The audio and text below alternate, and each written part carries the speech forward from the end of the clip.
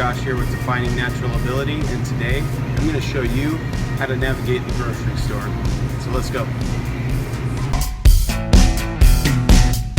So as you can see, most of the fresh foods are going to be towards the front of the store. The entrance is right there. So you guys will want to make sure that you are looking at the produce first. Fruits and veggies, very important. So make sure that you guys do a couple things before you come to the grocery store. You want to make sure that you make a list so you have a plan of what you want to buy. That will keep you from straying off track and buying bad foods. Make sure that you stay towards the perimeter of the building because it's going to have the more so fresh foods, the non or less processed foods in those areas. And then towards the center, make sure that you guys are looking at the food labels when it comes to those boxes and packages, because that will show you how many ingredients are in the foods. It'll show you the macronutrients, your proteins, carbs, and fats. And it can also be a good sign that, you know, these could be a poor choice, or that you could find a better choice just by looking at the ingredient labels. There are some healthier choices out there that are in the more processed areas, and I'll show you guys how to find these. All right, so let's go towards the meat department over here.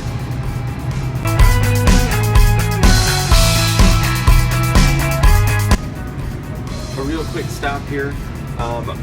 Breakfast foods, you know, bacon, stuff like that, we all love it. But something you guys need to look out for is sodium whenever it comes to these kinds of foods, because they're going to be stored with a higher sodium content to make it preserve and last longer. So whenever you guys grab these, make sure you're looking at the sodium levels. Like this has 250 milligrams, and that is what serving. So one serving is one slice. So one slice has 80 calories, 250 milligrams of sodium, and then 7 grams of fat, but 5 grams of protein. You can also look and make sure that these are preserved in different ways. So some of them are going to be a lot more natural than others. Some are going to be smoked, but then others will be usually preserved in like a brine, so a salty water.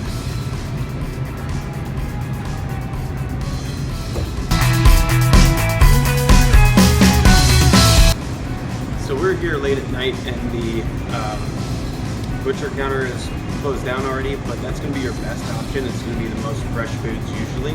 But whenever it comes to packaged foods as well, you can get fresher, better foods than getting a frozen product. The frozen products are going to have that, again, salty brine on them to help them preserve for longer. These will as well, but you can get the more natural based foods like these here that are going to be a lot better whenever it comes to the preservatives, and also whenever it comes to the hormones that are in the meat to begin with. Staples that are in my diet are chicken breast, chicken tenderloin. I do turkey sausages. Every once in a while I'll throw in some ground beef or ground turkey, but for the main gist of what I'm eating, that's about it. As far as proteins, you know, I get eggs and stuff in there as well. You can get dairy in, but for me, myself, I take dairy out, and I'll explain that here in just a little bit.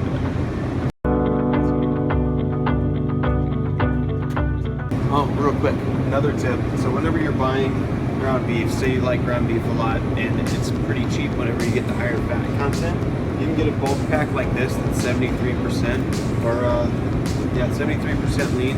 And whenever you cook it, you can strain it actually in like a colander, and then rinse it in hot water a few times, and that will really, really reduce the amount of fat that's on the meat. I'm not 100% sure, but people will say it gets it towards that 85% lean compared to the 73%. So that's quite a step up.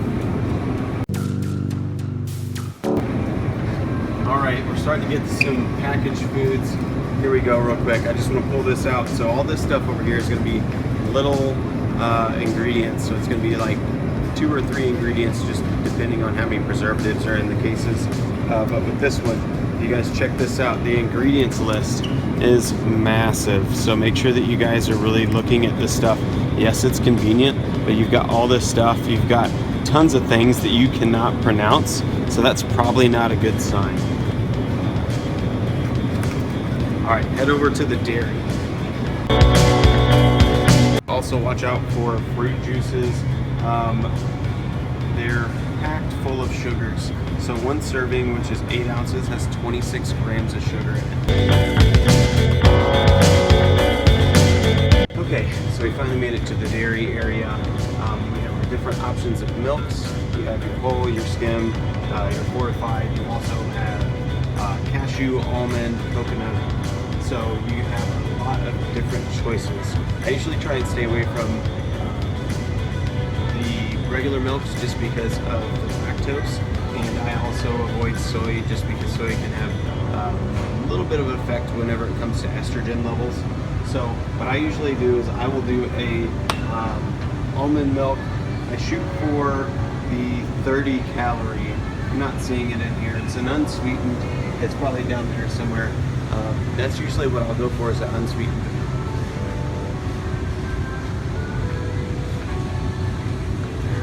So whenever it comes to dairy, what you can do is you can do a 2-week fast of dairy. So what you'll do is you'll pull it out of your diet for about 2 weeks and then reintroduce it back into your diet, and then you can see how your body reacts whenever you put the dairy back in. I used to love milk. I would drink about a gallon of milk a week, and now I can't drink it at all because it makes me super sick, messes with my guts real bad. So try that out and see if you are lactose intolerant or not.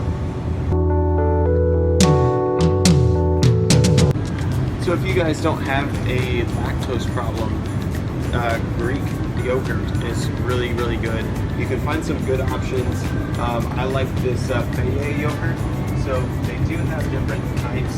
Let me see here. So here's the Feyye Total Zero. On this guy is 130 calories per cup. You have 23 grams of protein, so it's super high in protein. Where are we at here? 9 grams of carbs, 9 grams of sugar. So it's really, really doable. It's something that I would look into if you're trying to get your protein up.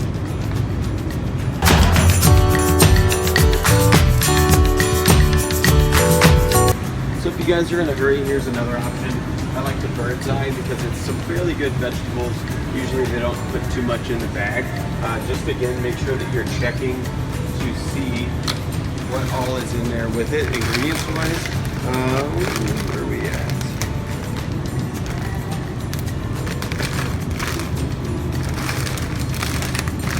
There we are. So the ingredients label isn't the smallest thing ever, but a lot of it I can pronounce. It's just a lot of different ingredients because it's a mixed bag.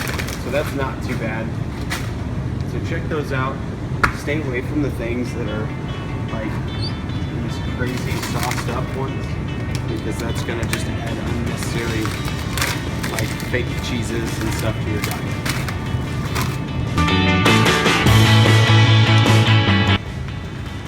Alright, so real fast I want to talk about what will you do if you're in a pinch. So say you don't have any food available, you need something to travel with, and you don't necessarily want to get like beef jerky or fruit or something like that, but you don't want to have chips and some kind of candy or some junk foods.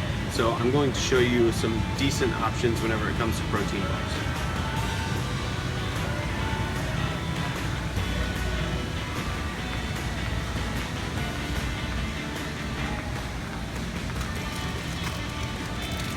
So I'm a huge fan of Quest bars, my favorite, cookies and cream. If you look at this though, it is 190 calories. You have, where are we at, 21 grams of protein, which is really good, 14 grams of fiber, 20 grams of carbs, and then it has your ingredients list. It's not the smallest ever, but it's a lot better than most protein bars. So if you want to compare it, so if we go with your generic, look at this. Look how much bigger that is. This whole thing is just totally full with this Gatorade bar. But you can get even better than the Quest bars and go with something more like a Kind bar. And these are a lot more of the natural fruits and nuts. And you will see in here that most of the stuff, nuts, non-GMO, glucose, crisp rice, apple juice, all that good stuff. So mostly natural, clean in this bar. So watch out for the big guys, the Gatorade bars or the generic protein bars, because they're usually full of a bunch of junk. But whenever you get this kind of bar, they're going to be a little bit more expensive, but they're going to be a lot better for you.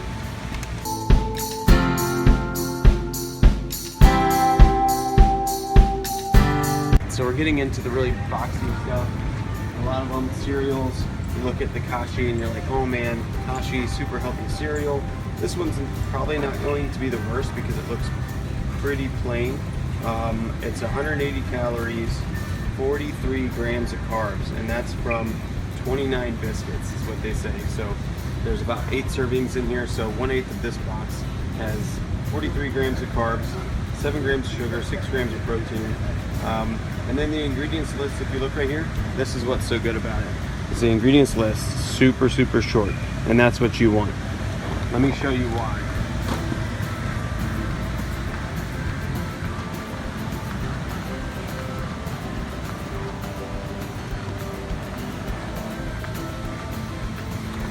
So this is like almost the same cereal, just a little bit different. It's going to be a little bit sweeter, but we come back here and we look at the ingredients list. It's a lot bigger here. It is listing the vitamins and minerals, but you can see it starting to grow. And then let's get to the really bad stuff.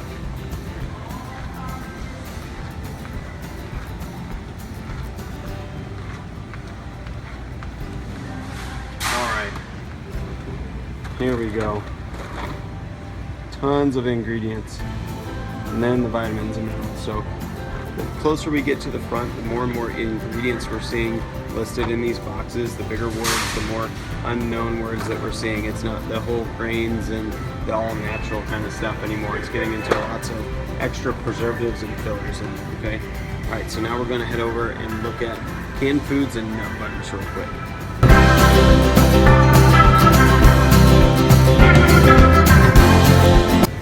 So we're getting into canned vegetables. So, hey, vegetables, it's gotta be healthy, right? We've got canned spinach. So to compare it, whenever you eat regular spinach, you know, it's very minimal calories, but it's got tons of benefits to it. Lots of really healthy vitamins, minerals, and some proteins in there. Whenever you have this can, half of a cup is 25 calories, which is quite a bit of spinach, but then you're also looking at 220 milligrams of sodium per serving. So that's one of the big problems whenever you go to canned foods, is that the canned foods are going to be in a ton of sodium. You really have to watch it whenever it comes to this. You can find options that are low sodium, and that will help a lot whenever you're doing different things like for chili mixes and stuff. So make sure you guys read the label and look for low sodium.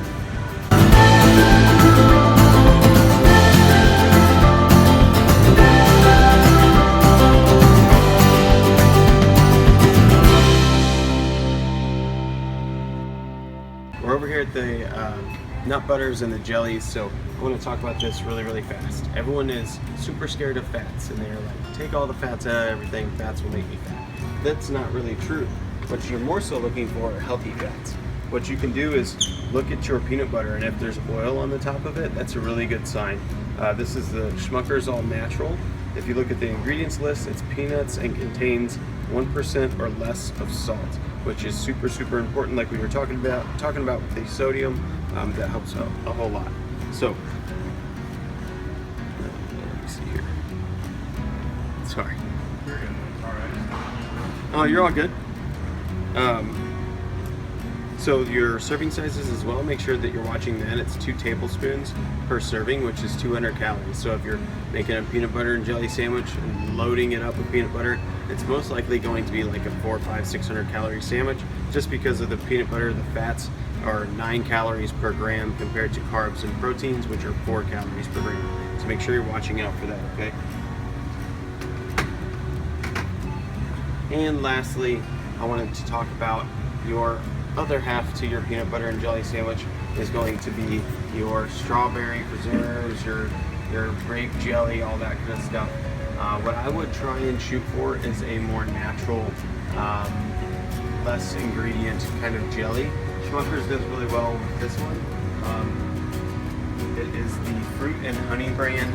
This one is the strawberry one. You can find out if it's a good one or not because of the ingredient level, or the ingredient label: strawberries, honey, fruit pectin, vegetable juice, compared to the norm, which is tons of high fructose corn syrup. Okay, so that's what you're gonna watch out for: high fructose corn syrup. All right.